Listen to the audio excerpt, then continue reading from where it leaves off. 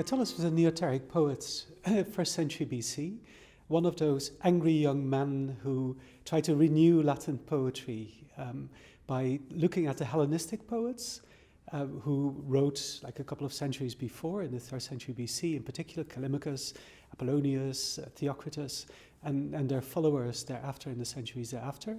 So they were looking at Greek poetry and were trying to produce a new kind of Latin poetry.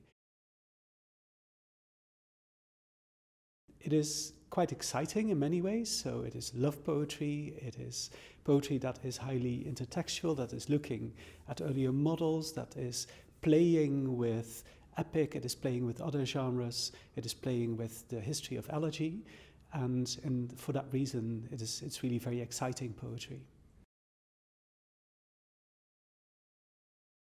So there is a specific like knack of saying everything you have to say and wrapping it into 2 lines, in the same way that you try to summarize a person in a funeral epigram of 2 lines, or you're trying to like characterize someone in a Scoptic, in an invective epigram in 2 lines.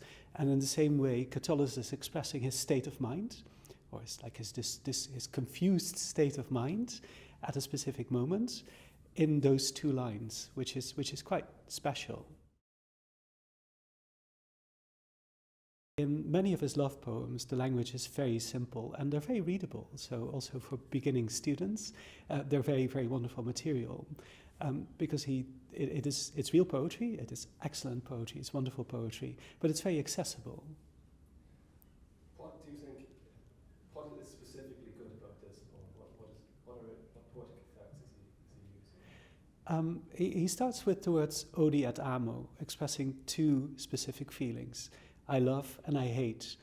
And then he asks his readers, or the person he is addressing, or himself perhaps, the question, you may ask why I do this. And then the answer he gives is that he doesn't really know why it is happening. So it is not about doing, it is about something happening to him. So it's about agency in many ways. And in that sense, it's almost like a grammatical poem. So from active to, well, not quite passive, but intransitive, right? So things are happening, and they're happening to him. And it's not necessarily someone doing it to him, but love is happening to him, and love and hate come together, and they're indistinguishable.